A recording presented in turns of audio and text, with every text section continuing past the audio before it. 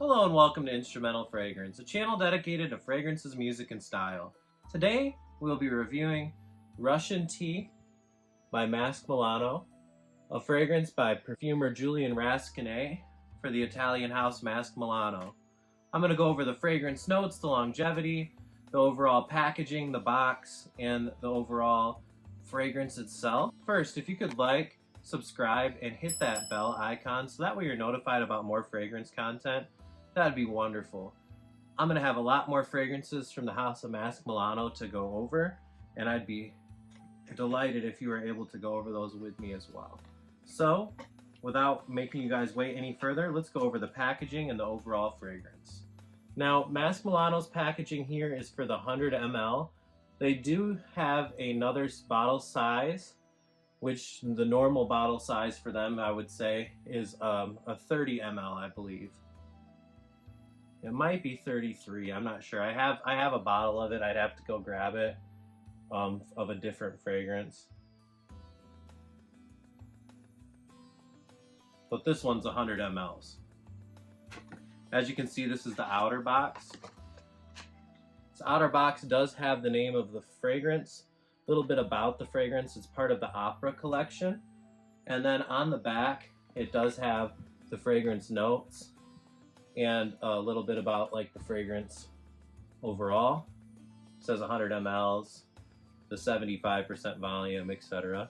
And then down here is the perfumer's name, Julian Rascone. Here's the blurb it says for Russian Tea. It says, "Day faded on the table, glowing the samovar of evening boiled, a pushkin." Now we'll get this other box out. And the second box, it's like a pleather or leather material. You open it up, you got a nice red lining. All these have like this bag for taking it with you. And then, let's get the bottle out here.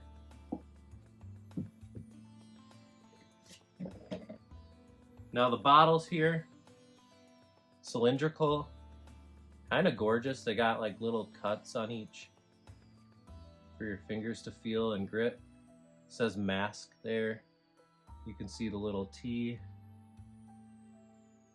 outline there.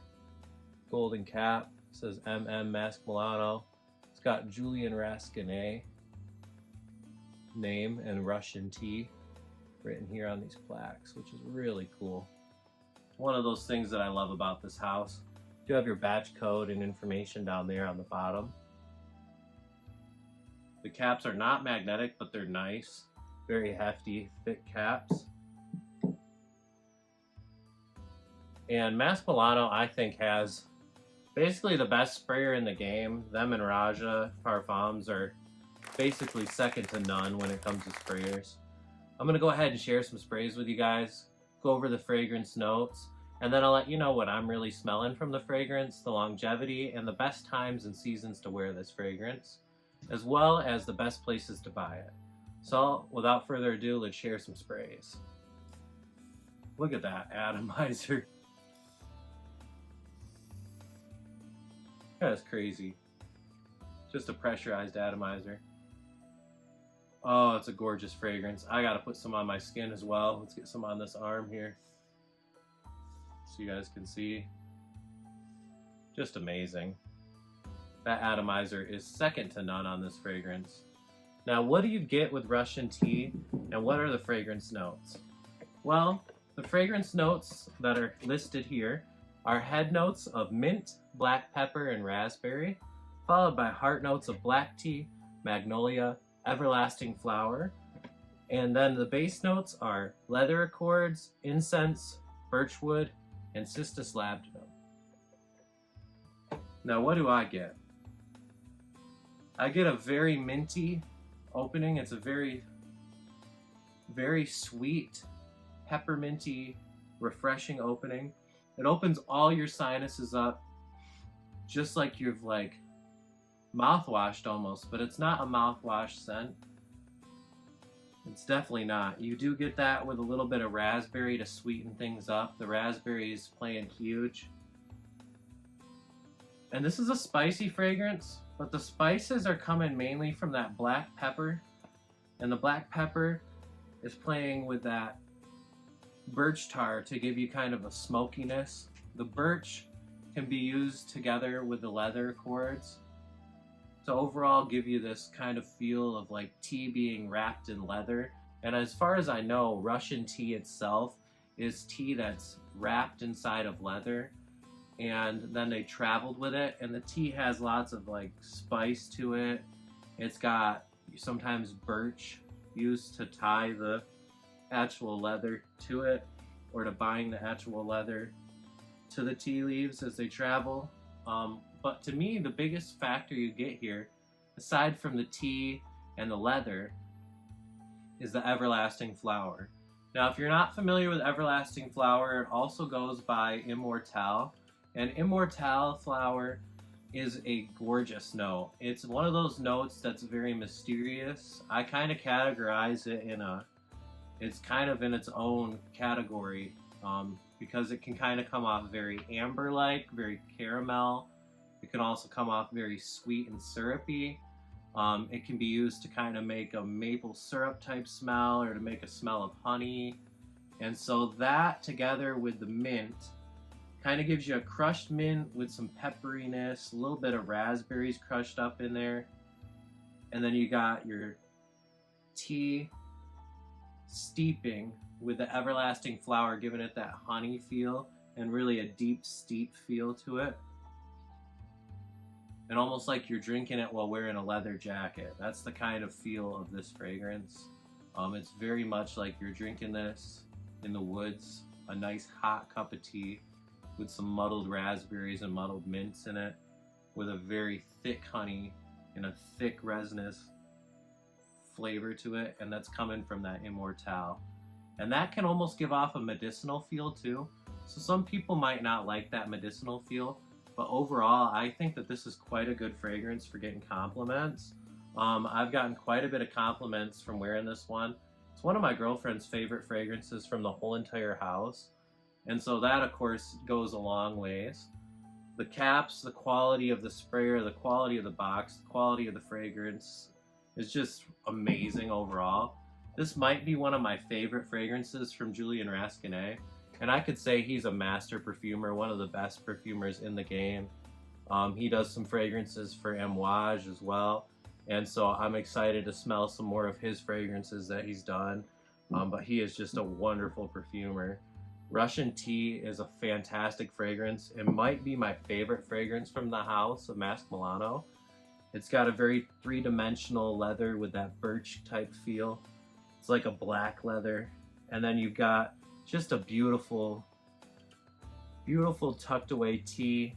And that tea's got, maybe you're getting the magnolia as it gets into the middle. The magnolia might play a little bit of a factor, giving it some floral aspects, which just kind of adds overall to that feel of a steeped tea, a very nice warm steeped tea.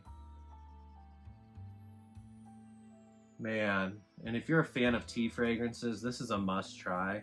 It's not a must buy for you, because I think everybody should try things before buying. I don't recommend blind buying.